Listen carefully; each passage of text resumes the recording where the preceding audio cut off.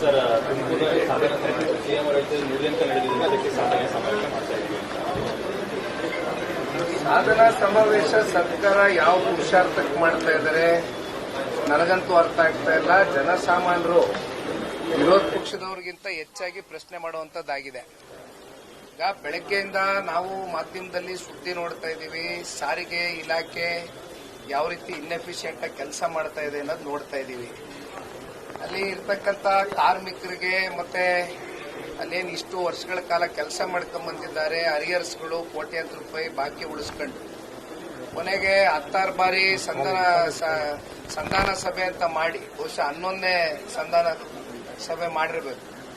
ಅಂತಿಮವಾಗಿ ಶಕ್ತಿ ಯೋಜನೆ ಮೂಲಕ ಫ್ರೀ ಬಸ್ಸು ಅಂತ ಹೇಳಿದವರು ಕಾಂಗ್ರೆಸ್ ಅವರು ಕೊನೆಗೆ ಸಾರಿಗೆ ಇಲಾಖೆ ಇವತ್ತು ಎಲ್ಲಿ ಬಂದು ನೆಲ ಕಚ್ಚಿ ನಿಂತಿದೆ ಅಂತ ಉತ್ತರ ಕೊಡಬೇಕಾಗ್ತದೆ. ಒಂದು ಬಿಎಂಟಿಸಿ ಇರಲಿ, ಕೆಎಸ್ಆರ್ಟಿಸಿ ಇರಲಿ, ಇವು ಯಾವುದೇ ವಿಚಾರದಲ್ಲಿ ಖರೀದಿ ಮಾಡ್ಲಿಕ್ಕಾಗಿದೆಯಾ? ಒಂದು ಟೈರ್ ಕೂಡ ಬದಲಾವಣೆ ಮಾಡಕ್ಕಾಗ್ತಲ್ಲ. ಒಂದು ಮೇಂಟೆನೆನ್ಸ್ ಬಿಡುಗಡೆ ಮಾಡ್ತಕ್ಕಂಥದಕ್ಕೆ ಇವತ್ತು ಸರ್ಕಾರದಲ್ಲಿ ದುಡ್ಡಿಲ್ಲ. ಆ ಪರಿಸ್ಥಿತಿಗೆ ಬಂದು ನಿಂತಿದ್ದಾರೆ. ಇನ್ನೊಂದು ಕಡೆ ಸಂಬಳ ಕೊಡ್ತಕ್ಕಂಥದಕ್ಕೆ ಅದನ್ನು ಕೂಡ ಯಾವುದೇ ರೀತಿಯಾದಂಥ ತೀರ್ಮಾನಗಳು ತಗೊಳ್ತಾ ಇಲ್ಲ. ಇವತ್ತು ಸನ್ಮಾನ್ಯ ಕುಮಾರಣ್ಣ ಅವರು ಬೆಂಗಳೂರು ಸಿಟಿಗೆ 4,500 ಇವಿ ಬಸ್ಗಳೇನಾದ್ರು ಕೊಡದೆ ಹೋಗಿದ್ರೆ ಬಹುಶಃ ಪರಿಸ್ಥಿತಿ ಎಲ್ಲಿಗೆ ಬಂದು ನಿಂತಿರೋದು ಅನ್ನೋದನ್ನ ಬಹುಶಃ ಈ ರಾಜ್ಯ ಸರ್ಕಾರದವರು ಆಲೋಚನೆ ಮಾಡಬೇಕಾಗ್ತದೊಮ್ಮೆ. ಇಲ್ಲಿ ಸಾಧನಾ ಸಮಾವೇಶ ಮಾಡೋದು ಬಿಟ್ಟು ಬೆಂಗಳೂರು ಸಿಟಿನಲ್ಲಿ ಎಲ್ಲ ಕಡೆ ಕಸದ ರಾಶಿ ಹರಡಿದೆ. ಜನ ಒದ್ದಾಡ್ತಾ ಇದ್ದಾರೆ.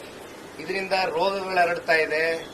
ಬೆಂಗಳೂರು ಸಿಟಿ ಅಂತಕ್ಕಂಥ ನಗರಕ್ಕೆ ಮಾತಾಡ್ತಿದ್ರೆ ಸಿಲಿಕಾನ್ ವ್ಯಾಲಿ ಅಂತೀವಿ.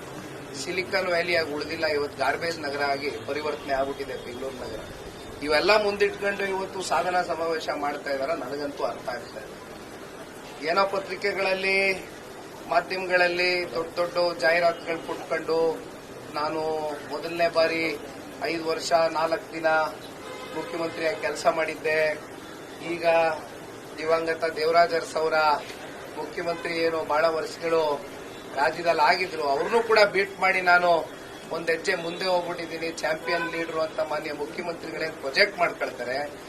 ಎಷ್ಟು ದಿನ ನಾವು ಮುಖ್ಯಮಂತ್ರಿ ಕುರ್ಚಿಲಿ ಕೂತಿದ್ವಿ, ಎಷ್ಟು ದಿನ ಸರ್ಕಾರದಲ್ಲಿ ಆಡಳಿತದಲ್ಲಿ ಕೂತಿದ್ವಿ ಅಂತಕ್ಕಂಥದ್ದು ಮುಖ್ಯ ಅಲ್ಲ. ಬದಲಾಗಿ ಕೂತಂತ ಸಂದರ್ಭದಲ್ಲಿ ಎಷ್ಟು ಜನರ ಜೀವನ ಬದಲಾವಣೆ ಮಾಡಿದಿರಿ, ಎಷ್ಟು ಜನರ ಜೀವನ ಹಸನಗೊಳಿಸಿದಿರಿ ಅಂತಕ್ಕಂಥದ್ದು ಚರ್ಚೆ ಆಗಬೇಕಾಗಿದೆ. ಆದರೆ ಸಾಧನಾ ಸಮಾವೇಶ ಕೇವಲ ಸರ್ಕಾರದ ದುಡ್ಡಲ್ಲಿ ಇವತ್ತು ಮೋಜು ಮಸ್ತಿಗೆ ನಾವು ಕಟ್ತಾ ಇರ್ತಕ್ಕಂಥ ತೆರಿಗೆ ಹಣದ ಮೂಲಕ ಮೋಜು ಮಸ್ತಿ ಮಾಡ್ಕೊಂಡು ಕೂತಿದ್ದಾರೆ ಹೊರತುಪಡಿಸಿ ಇದರಿಂದ ಯಾರ ಹೊಟ್ಟೆನೂ ತುಂಬ್ತಾ ಇಲ್ಲ.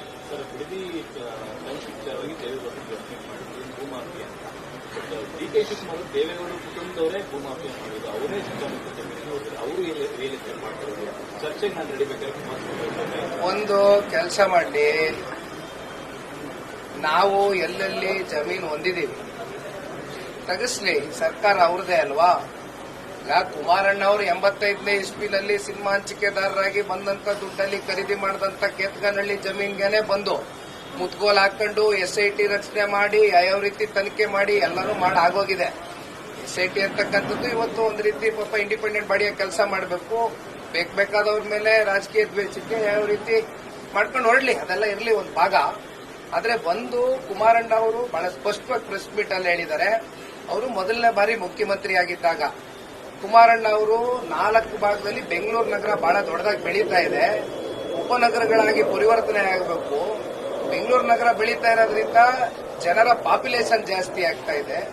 ಈ ನಿಟ್ಟಿನಲ್ಲಿ ಎಲ್ಲ ಕಡೆನೂ ಕೂಡ ಈ ತರ ಒಂದು ಇವತ್ತೇನು ಪಾಪ GBIT ಅಂತ ಇಂಟಿಗ್ರೇಟೆಡ್ ಟೌನ್ಶಿಪ್ ಅಲ್ವೇ, ಗ್ರೇಟರ್ ಬ್ಯಾಂಗ್ಳೂರ್ ಹೆಸರು ಬದಲಾವಣೆ ಮಾಡ್ಕೊಂಡಿದ್ದಾರೆ ಅಷ್ಟೇ. ಕುಮಾರಣ್ಣನ ಆಲೋಚನೆ ಅವತ್ತೇ ಇತ್ತು.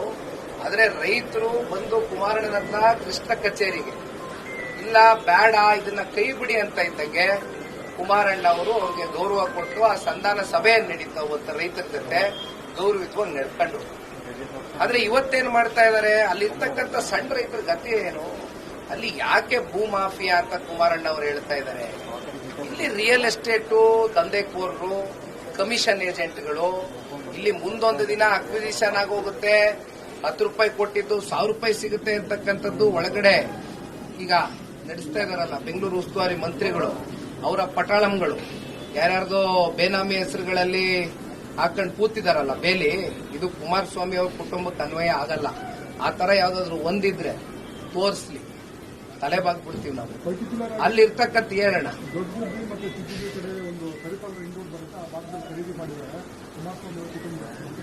ನೋಡಿಪ್ಪ, ಕುಮಾರಸ್ವಾಮಿ ಅವ್ರ ಕುಟುಂಬ ಇರೋದು ನಾನು ಒಬ್ನೇ, ನಿಖಿಲ್ ಕುಮಾರಸ್ವಾಮಿ. ಆಯ್ತು, ಬರ್ಲಿ, ಕುತ್ಕೊಂಡು ಚರ್ಚೆ ಮಾಡ್ಲಿ. ಅವ್ರದ್ದೇನಿದೆ ನಮ್ದೇನಿದೆ ಬಹಿರಂಗ ಕುತ್ಕೊಂಡು ಚರ್ಚೆ ಮಾಡೋಣ. ಅವ್ರು ಹೇಳ್ದಂಗೆ ಅವ್ರು ಏನ್ ಆಹ್ವಾನ ಕೊಟ್ಟಿದ್ದಾರೆ ಅದಕ್ಕೆ ದೇವೇಗೌಡರ ಕುಟುಂಬ ಸಿದ್ಧ ಇದೆ. ನಾವು ಕಳ್ತಪ್ಸ್ಕೊಂಡು ಓಡೋಗೋದಿಲ್ಲ. ಬರ್ಲಿ, ಕೂತ್ ಚರ್ಚೆ ಮಾಡುವ. ಅದಕ್ಕೆ ಸಾರ್ವಜನಿಕವಾಗಿ ಚರ್ಚೆ ಮಾಡೋಣ ಕೂತ್ಕೊಂಡು. ಏನು ಯಾವ್ದು 4 ಗೋಡೆ ಮಧ್ಯೆ ಚರ್ಚೆ ಮಾಡ್ತಕ್ಕಂಥದ್ದೇನಿಲ್ಲ.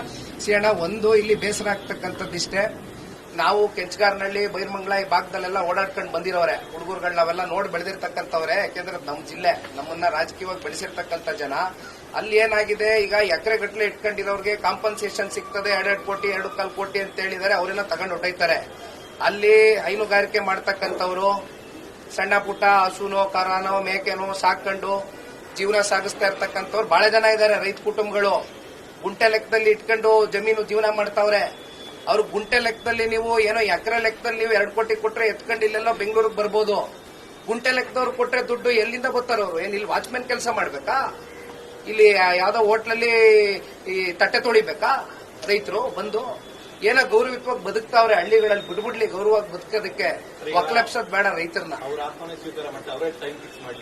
ಮಾಡ್ಲಿ ಸರ್. ಕುಮಾರಣ್ಣ ಅವ್ರು ಯಾವತ್ತೂ ಕೂಡ ಹಿಂದೆ ಎದುರ್ಕೊಂಡು ಓಡೋಗ್ತಕ್ಕಂಥ ಜಯಮಾನ ನಮ್ದಲ್ಲ, ದೇವೇಗೌಡರ ಕುಟುಂಬ.